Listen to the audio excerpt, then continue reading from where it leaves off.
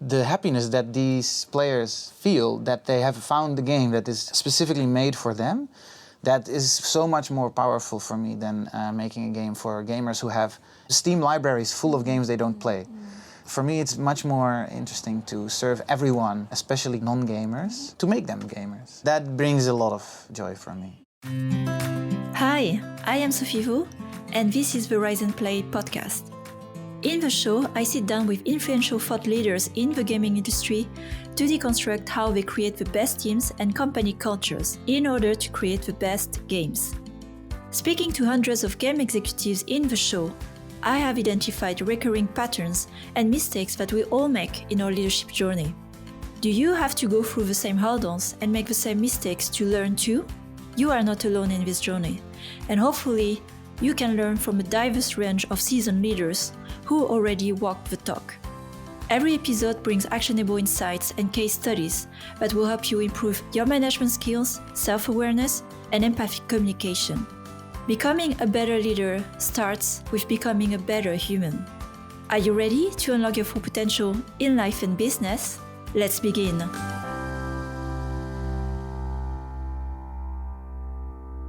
Okay, all right. Welcome to a new episode of Rise and Play. Today, I'm with Niek. We are in another part of my garden, and it's very green. It's the last evening of the summer, mid-late September. Yeah. Today, I wanted to invite Niek, a longtime friend, but also professional in games. You've been over 12 years in the gaming industry, and we'll get into that in a moment. But we've known each other through Wooga, not really working directly. Yeah. But I think the best time of my life, I don't know of your life, but of my life, was when you decided to join us, the adventure of a Voodoo studio, building new casual games in a hyper-casual way. So that sounded like a great adventure. And trusted me and the team as well that we built in 2019, a bit before COVID. Mm-hmm. And I think that's how we connected, worked together. Yeah. And since then also you had your own path, I had my own, and here I am doing the podcast. Yeah. But yeah, we reconnect today to do a retrospective, let's put it this way, of career in games, especially from the design point of view, through the different also evolution of what we call games in the industry, because we've been part of that decade of changes of business models, platforms, and you've been through all of it. And so I wanted also to go with you as well through the evolution of what it means as well as a designer to go through the phases. Yeah. And we get into that. And as well, you are a content creator, so you've been also doing all around. So welcome, Niek, first of all. I wanted to start maybe with a start for people who don't know you. How did you start the career in games? From where? Which background? Where are you from?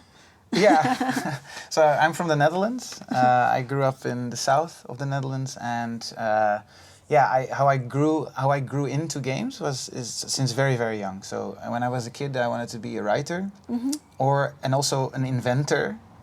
That's what I wanted to be, and I was kind of in a creative mood always. And then my mother, she bought a Super Nintendo for us at home, and we were playing Super Mario World. I was 5 years old. And this really inspired me to also then later, when I was 8, I think I designed a platformer on paper, on like sequences of A4 paper with markers. So this was technically my first designed game that I based it on Mario, of course. And I found an education, which was in Utrecht, and it's the oldest game design specific focused education in Europe. Since 1999 they started, they did game design courses. Yeah, and then I was lucky to get hired in Spill Games, which was was my first real job as a game designer in the industry, where I made Facebook games, solitaire games, and match 3 games, and other things.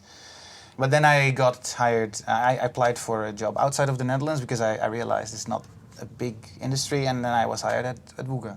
Mm-hmm. And then I came to Berlin, and then the rest is a bit more recent history.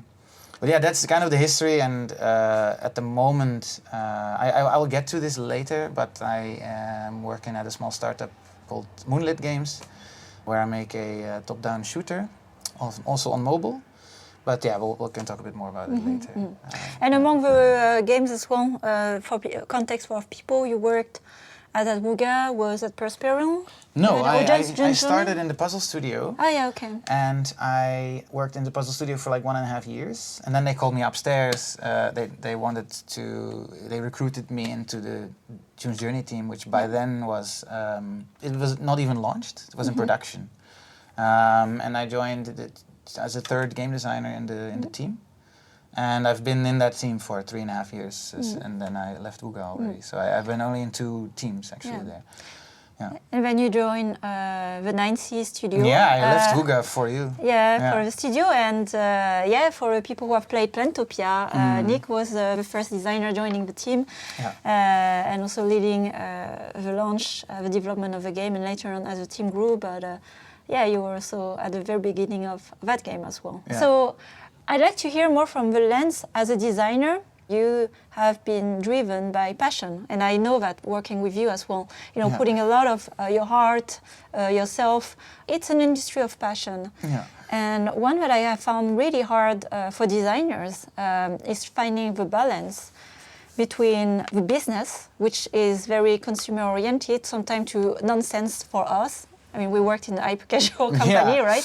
Yeah, that is true. That doesn't give us any resonance or like soul connection, but they work in some way. And so I was curious, like, what has been the evolution for you as a designer, where you started and how you've grown into free-to-play, and where you find yourself with this business model today, even like through our experience at Voodoo. Yeah. So the premium part I skipped kind of because I kept it as a hobby and as my It's nice to have games that you can play just for fun. So I kept it like that. But for the free to play side, I rolled into this because it was the thing that was available for me when I was a very inexperienced junior. But I never looked back because I think it's a very beautiful challenge. The challenge of retention, I think it's called for me, because I think in premium games you don't care too much about what happens when the player drops off. You bought it already anyway. Yeah, that's right. And for me, I really like to know if players like my game, and I wouldn't really know if I would make a premium game. And specifically, the second thing is for the free-to-play model, what is very, very interesting, and that's why I also stayed around, is the smaller team sizes, which equals bigger growth for me, because I have more agency in what I do. There is way more responsibilities that I can pick up, and there is way more collaboration with different disciplines. That is one of the most beautiful things for me in working in these games, because it's not a huge team. The biggest team I've worked in casual free-to-play mobile games is 50 people, which was June's Journey at that time. And then lastly, for the free-to-play model, what I also really like is that part where you have to monetize, but you should do it in a clean way. And we can also talk about it a bit more later, but the fact that players can make investments in parts of the game, which is very interesting. They don't have to engage with the entire game. They might just buy a small pack, play for a week, and enjoy that part, and then they might move on. But I like the fact they can also invest in a small time period of the game, or an event in the game, or if one feature in the game. And that's very interesting for me as a designer, because I can really see, I can design smaller little segments of the game, which is very nice. You're among I wouldn't say few designers, but it's not a business model that all the designers are adopting. And if you remember when we were hiring as well for studio, we were part of, it took forever to hire other designers, because now we're back to the question of qualities of designers in free-to-play model.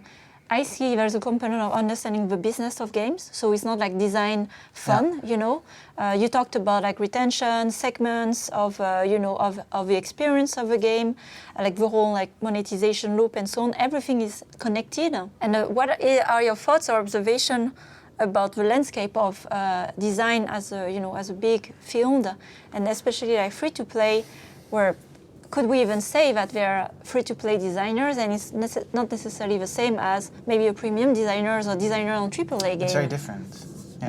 Yeah. So I didn't know that I would like it before I started. Bringing games to an audience that I'm not comfortable with, or getting out of my comfort zone is already quite interesting, and I would like to prove the prejudices wrong as well. Before I started in free-to-play, me and my friends were always like, but these mobile, these free-to-play games, this will ruin the game because it's microtransactions and it will not be, and that is a misconception. Yes, only when you do it wrong, then it will ruin the game. But for me, it's an extra challenge to prove that prejudice is wrong. That's for me the main reason why I think it's an extra challenge for me, which is very fun. And it's good also to hear the non-just critical, very polarizing opinions about free-to-play design and free-to-play as a model. It's very misunderstood. Yeah. When I was younger, I wanted to be a game designer at Blizzard, because then I realized, whoa, this is so cool and I love these games. But I don't want to be that anymore, because I would have way less autonomy. It would be a huge switch now. That's not why I wouldn't do it, but I really like the challenge of bringing things to an audience that is maybe even underserved. I mean, now free-to-play players are not underserved anymore, but they were in the past. Yes. And they haven't been for a while now, because accidentally we made a good choice by going into free-to-play, because even AAA went into free-to-play mostly now. It went in a very interesting way. And I think the underserved audiences for me is also a big plus. So when I was working for one of the biggest prides, my biggest pride is still June's Journey, because the player reactions that we got as the team from these old ladies. The average age of a June's Journey player is about 50 to 55 years old, which is average age, which is insane to me. I've never worked for an audience that old. And the happiness that these players feel that they have found the game that is specifically made for them, that is so much more powerful for me than making a game for gamers who have Steam libraries full of games they don't play. So for me, it's much more interesting to serve everyone, especially non-gamers, if you will, to make them gamers. You know? So that brings a lot of joy for me. I would say like something important, and we'll get to that as well, among the key traits as the designer, is beyond the creation, like I want to make the games of my dream. Like there's really a passion towards an audience, like creating an experience for others. And you are saying this through different words right now. Like really, the audience of June's Journey and the joy that it brings them in the way the experience is designed. We touch on the writing part, because you've been writing, I think, for DOF as well in the past. And Navik now. Exactly now, I've been... and your own, of course, website leadership. Yeah, that's just a collection of it. But I started 4 years ago, I think, 2018 even, I think. And reading this back is actually quite valuable. It teaches the documentation skills, the communication skills. I think I have a bit of a knack for writing, so I wanted to manifest this somehow. I think I needed to get rid of this energy somehow. So I didn't have an ambition there, but I thought it would be fun, and I couldn't make my own website, so I just made my blog. And I started writing, and in a really quickly already, I got invited by, I think, Adam Telfer to write for his website, mobile free-to-play website. Right. And I wrote first deconstruction, and that was a huge egg that I had to breed. It was very, very difficult for me, because I really had to. He asked me so many difficult questions that I never thought about as a game designer. It really pushed me to think as a product manager. It added also really one discipline to my list of disciplines that I now can talk better with product managers, and that I have more market knowledge. And it's a huge plus, because if I know what games, especially in a smaller studio, if we have to come up with a new game, I could really easily see where the holes in the market are. So, and that kind of put me a bit on the map. I was quite early, and specifically as a game designer, I didn't see any game designers writing. A lot of product managers were writing blog posts and articles. And Deconstructor of Fun was going already for years. But I was like, why is there no game design focused one? Because that's something really interesting. And of course there are game design blogs, but they don't have these deconstruction type articles. So I just took a game or a topic and I just ranted about it and thought about it. And it really gave me that confidence as well in the end to, if you think about something for 20, 30, 40, 50 sometimes hours, and you really deconstruct and analyze those games, you can definitely gain the confidence that you know basically you are in the top 1% knowledgeable people about that really specific topic. You only fully really understand something when you can teach it, which for me brings that full circle of like, okay, if I can teach what I know about something, I must understand, and that gives me that confidence. And yeah, that's really the evolution of how my motivations grew in that area. But yeah, in the beginning I wrote for fun and for free and for writing my thoughts down. But it became a more lucrative thing now that I can work for Navic as well. And they have a beautiful content pipeline with lots of really nice articles most listeners will probably know. So I've been writing for them already for a while. And yeah, that's very, very nice to do as well. And they keep challenging me as well because they have very smart people in there. They're all consultants and they have huge different skill sets in their network. So it really, that's the, in the end, it counts as networking too. It put me on the map in the end because I think I know, lots of people know my name now because of the exposure that I got.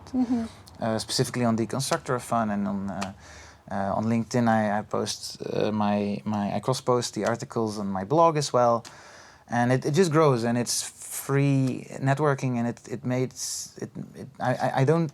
Otherwise, you would probably also not have found me maybe that easily after when you were recruiting for Voodoo. Yeah, probably. So it really gives you that edge. If you just sit there at home and you don't really publish yourself, you have to find other ways to do so, and then you can go to you can do it other ways. But I use my writing to do it this way. I see like the virtue of writing. Having worked, of course, in teams, developing games, being able to have a very good written communication is key, especially when you want to convey an idea. Definitely. And I think also for complex ideas, because you also worked on systems, sometimes like metagame economy and so on. If you are not able to teach something, it might reveal that you don't fully understand, so it forces you to understand the depth of your topic. Because then you can deconstruct it and explain it in a simpler way to others. And that's how you share as well. Exactly. So and it's a good history, it's a good log of how design topics or how the market has evolved over time. You can always read back. Specifically, I took a topic like hybrid casual is one of the things I have often written about. And I can see throughout my own articles how the whole thing developed. And that is very nice to be able to read back because it's kind of a historical... it's an archive, like I do that as well for leadership. It's your own journal. It's a journal, that others are also benefiting from. Yeah, that's true. Let's move on, like one of the last topic about what you're doing today, because after, unfortunately, when we had to close the studio of Nancy in Berlin, it was a hard time. Then you joined Moonlit, a surprise to your group, but that's also what happened for most people who started, I would say, in 2022. Games full Web3 or have some Web3. Could you explain what is like the system of your game and you as a designer, what part are you doing and how different is that from free to play? Because, these days, like, you're making a game with crypto, Web3, but concretely, no one is really talking about the details. Yeah. So I hope you can also bring more light. Yeah, it's very new. There's a lot of misconceptions. There's a lot of question marks there. Web3 is actually, to answer your question very bluntly, how different is it from free-to-play? It's not, because we are still making free-to-play games. Web3 games should not be called Web3 games.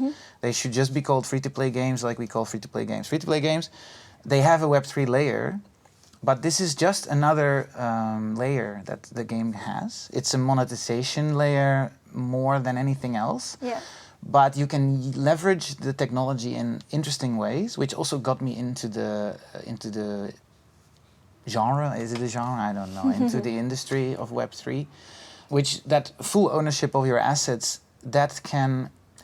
A lot of people tout it as a solution to a problem that didn't exist, But I disagree with that. I do think it's a very specific solution that, you know, games could do without. But if you have it, you can actually use it for very nice things, because especially collection mechanics in the games. Because you know, Magic the Gathering could make an amazing Web3 game, right? Because they have actual assets then.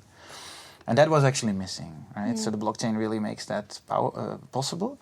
And we leverage this in a more casual way, which is another niche, another prejudice that I am now trying to sort of solve, that I'm trying to get rid of, is that Web3, before it was free to play, is not fun because of microtransactions. And now it is Web3, having valuable assets in a game turns every player into a speculator. This is the current hypothesis of Web3, which I also disagree with. Yes, it can make you speculate, but it's not. You're not a speculator if you don't have the main driver to make money. It's fun first still. You still make a game that is fun to play. Yes, there are assets in there that you could eventually take out if you feel like it. But if you do this it's a challenge, right? It's a big challenge, but it was the same kind of challenge back in the day when free-to-play was new, how to make the microtransactions not ruin the game. And it's the same exact challenge, but in a different technology. It's very early, so it's a super fun opportunity. I don't know if it's going to work. I'm pretty sure it's going to work somehow, but we're working on it. And everyone is really trying to tackle that same beast. It's just a new revenue stream, really, in the end. And I think it's what we are trying to do. It's a top-down shooter, and the items that you get are generated in some kind of a Borderlands way, weapons, and you can also find cosmetics and pets, and all these things are NFTs. I don't really believe yet in a token that would then create a whole market, and then you have a whole economy. I don't really feel this is the way to go, at least not yet. If this will become the way to go for us, that's cool. We will probably need another economy designer then. For now, it's a purely NFT-driven game that is just going to be, oh, hey, I found this. I found this item outside the game. I want to try this game. It's also a way to market the game. You can find it on OpenSea or on Magic Eden or these websites where you can buy NFTs, and you can then think, hey, what is this NFT for? And it can get you into the game. There are new exciting opportunities and things you can do. And then next to it, there's minting of NFTs, which are basically live events that are outside of the game. And players can then feel very happy that they have an actual asset that they can be proud of and be happy. And they found a legendary, you know, that's a good story to tell. And so that's what I feel you can leverage as a game designer for games that have a Web3 layer. I don't believe in the term Web3 games. It's not a Web3 game. It's just a game with Web3. That's it. So making games for me, by the way, that's a different topic, but that's also why I really enjoy this new challenge. It's the first time in my life that I actually don't make games for, as I always say, for my mother, but for me. Because I've always been making casual games, Match-3 and hidden object games. Of course, I like playing these games too. I like playing a lot of games, but this was not my main driver when I grew up as a kid. So this coming back to a more arcade shooter game, for me to design this is a new challenge and definitely fun, because I can think a bit more close to myself, like what would I like and what would we do. But yeah, of course, it's not like a very hardcore. It's a top-down shooter. I don't like free-to-play. I don't like first-person shooters either. So I will keep it really casual as an experience, but it is for a different audience. I have a few follow-up questions regarding that. The audience, exactly, because if you start to make a game where you are more as a compass to evaluate if it's a good experience, I guess people like you, and who are they that would be open adopters of this layer of monetization for Web3? And second, also questions like how it influences choice of design, because suddenly assets that you have, you grow, you develop, they must be valuable, and they must also appear valuable in some way that others would like to trade or buy.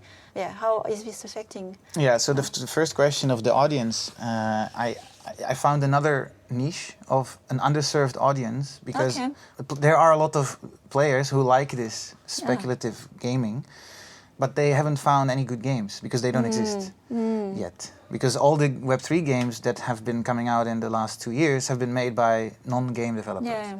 So in the last year we've seen that change, and that's why I'm excited to be in the forefront of this development. But these players, they are hungry for a game that really leverages the blockchain, but also is a good game and is a fun game to play. And we actually actively stave off the purely speculators because they take away, they detract value from the economy, which is not exactly what you want, right? Because they could just get the NFT and not play the game, which is the opposite of what we want.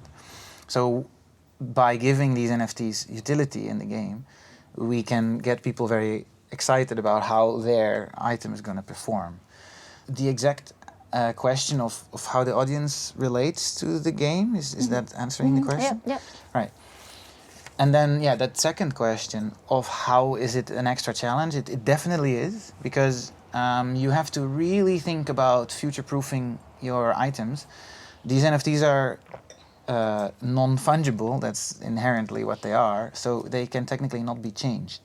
So if you make an imbalanced item that is now part of the game's inventory of items that anyone can own, then you have a bit of a problem. And the only way how you can solve this is by increasing the power of all the other games in the other items in the game to basically balance that one out. This is luckily we'll take it really slowly. So now we have only pets, and it's a few pets, and we check how they influence the game, and then slowly we'll start adding the weapons as NFTs, which they aren't yet. So it's really a step-by-step process where we have to be carefully judging if we are going too far or not. It being a roguelike is actually nice because roguelikes have a inherent power progression in the game. So even if you make a mistake, eventually it will be balanced out because the power creep of the game itself goes higher as well. So it's quite a forgiving genre for these mistakes. I will have to still see. This is very early to work on these things. We will make mistakes, and it will be fun and painful, and it will ruin some, and it will cost money, and it's how it is. But you only get there by trying these things, and that's the fun for me. And I'm happy that now that casual is so adult, it's a very red ocean. It feels like a relief that I can do something else because I want to stay in the new developing markets. So as we get at the end as well of our talk today, as we went through your career in games, I wanted to ask more through the career and through also hanging out with many designers. There will always be change, and maybe the skills or the practical skills you have today might be different tomorrow. But looking back through the evolution of your own career, what are the traits, what are the skills that you would advise other designers or people who are really committed to stay in games and design to have, under the belly? The timeless traits. Yeah, exactly. Right. Yeah, there's many, and I had to really think about this over my career because what a game designer is very, very tricky to describe.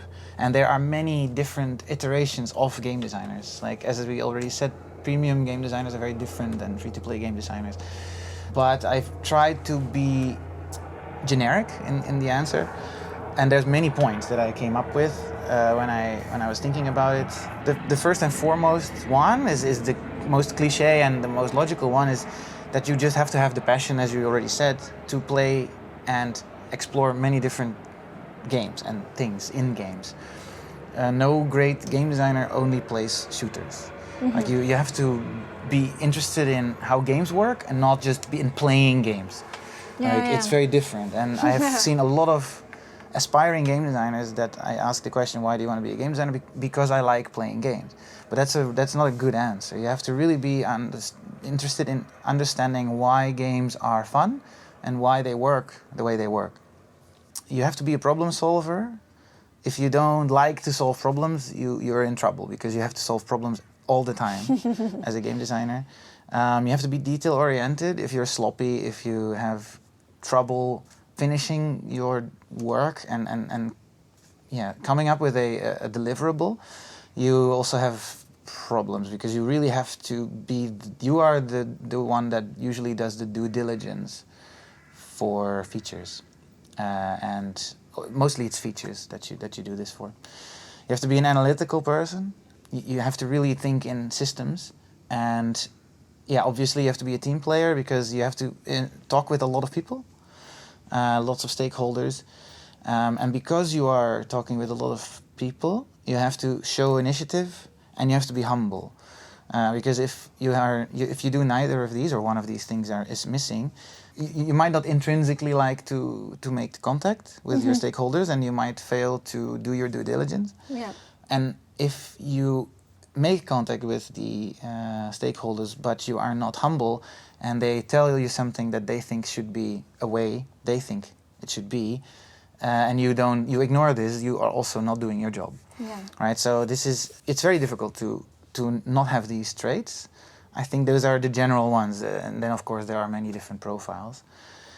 How I see it, it's getting a bit more personal here, but what I see is what is very important is having very practical skills. My first practical skill was being a developer, as we talked about, but I have by now also broadened my specialisms to other secondary ones, which now I can include narrative into that. I can include product management into this. And it made me, as you taught me, a T-shaped professional. And that is very helpful, especially as a game designer, because you don't have, as only a game designer, you don't have any transferable skills. You can think about, you know ideas, but ideas, you know how much ideas are worth. Not much. Yeah. You have to be able to do something else to sort of leverage your worth. And currently I'm adding leadership to the roster, and I'm sorry for the people... That's why you're here? I'm sorry for the people that are listening to this podcast and want to come off with a lot of learnings for leadership, because today we haven't talked a lot about leadership, but it's also important to know your core skills, and it's very difficult to define what a game designer is. So I'll keep going. The last 2-3 things that I came up with are that you cannot have room for prejudice. It started for me with free-to-play and stigmas that I had with it that were attached, as I told you already about. And then it became solitaire games, hidden object games, hyper-casual games, Web3. All these things didn't have a great reputation, as also in my head when I started working on these things.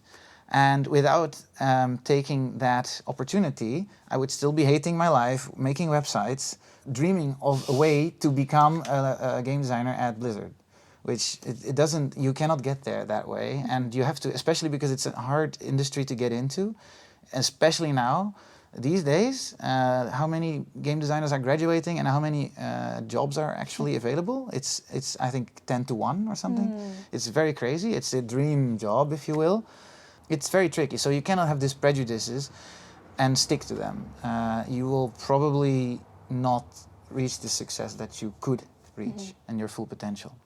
Then the one big one that I really like to talk a bit more about you with is the team one. You have to find a team you thrive in. And you cannot design everything by yourself. That's also a big misconception. You are not the one that designs the game. Lead artists, developers, UX designers, and yes, sometimes even product managers, like, ugh. Yuck.